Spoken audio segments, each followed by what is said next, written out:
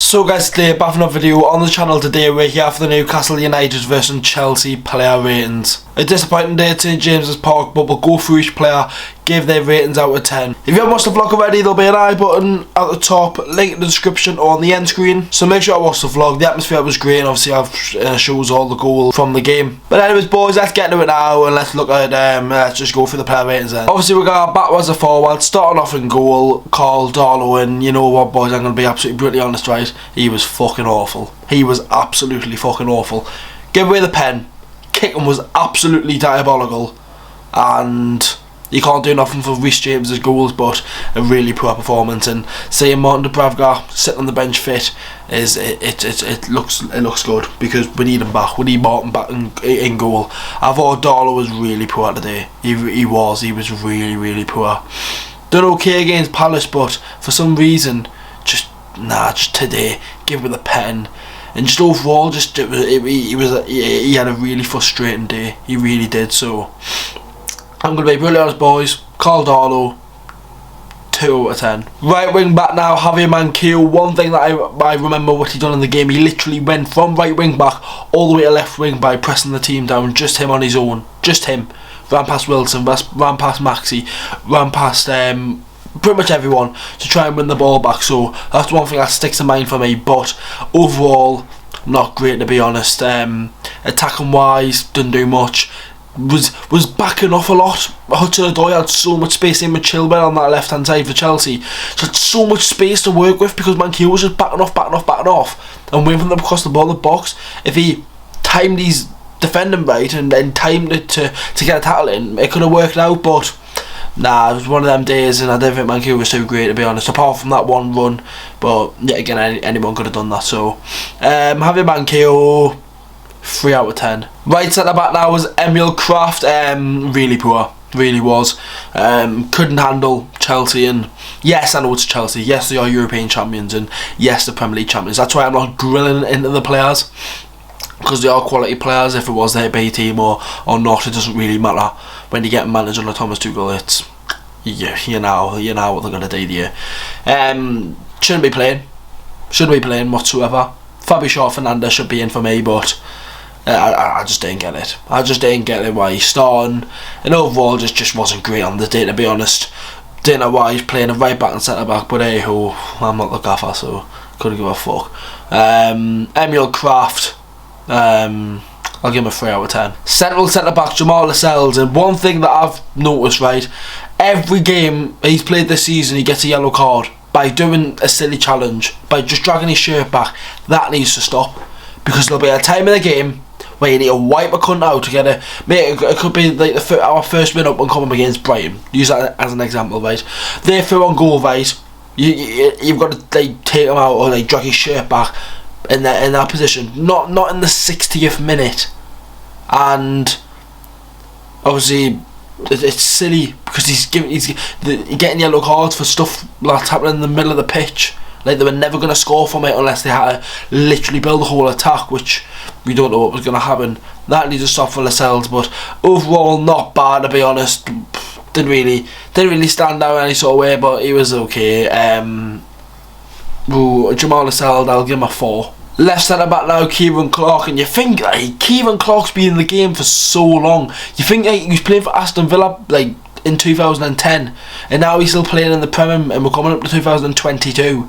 It's mad that he's still playing, to be honest. And for me, he shouldn't. That's what one thing we need desperately is centre backs. And back when Rafa was here, we didn't need centre backs, but for some reason now we do. So hey ho.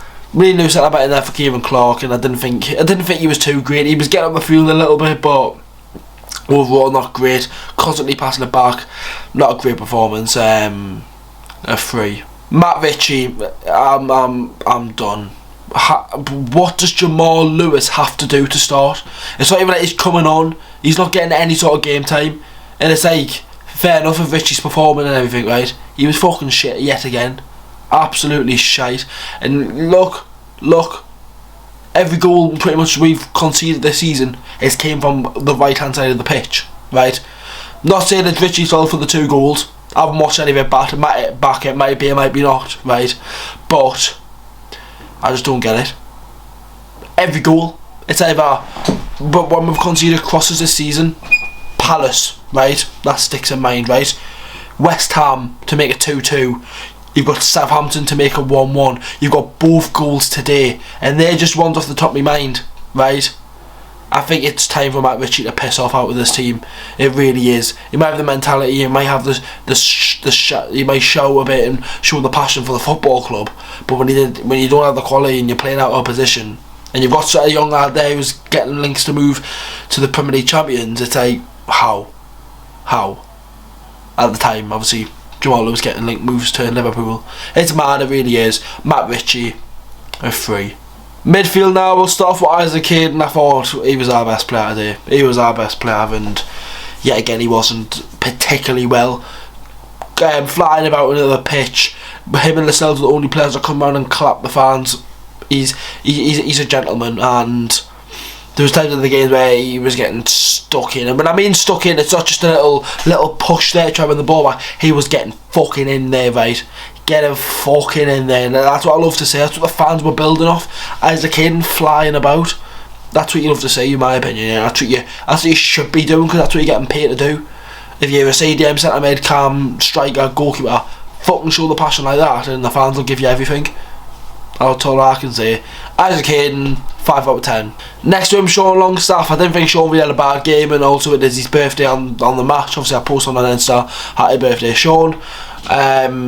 Not particularly great, to be honest, but it wasn't like he was an issue or anything. I just don't understand like why you wouldn't play Willock in that sort of game where it's like we're sitting back and we need a bit of energy to like do a little bit of pressing, right? Sean Longstaff's not the bloke to be pressing. Don't get us wrong, he was grafting his arse off today, and he'll not get noticed. He did graft his arse off today, right?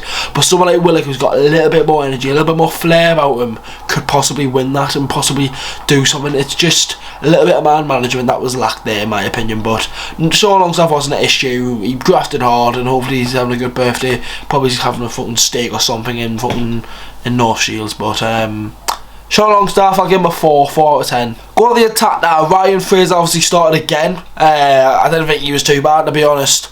He obviously created that chance in the first half. It looked positive, but overall, you can tell he's lacked game time. He's lacked that match fitness, and there was times where he was a little bit controlling the ball, but overall just not like to the level we need to be. But yet again, we're against Chelsea, so I'm not going to be grilling to Ryan Fraser or any of the players today, apart from Caldwell, I thought it was shit. But Ryan Fraser, I can't give him anything more than a 4, so I'm going to go 4 out of 10 for Ryan Fraser as well.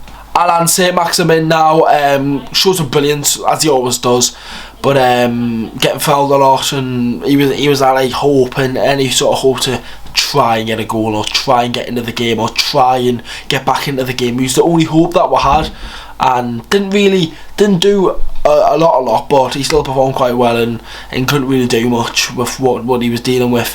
One thing that I think it was actually Graham Jones himself, it's when they counter, it's when they lose the ball, they are so quick, and just to know to win that ball back. Maxi was getting flung about at one time. Maxi talking about 3 players, and I think Hakim Ziyech just came in and slapped the cunt.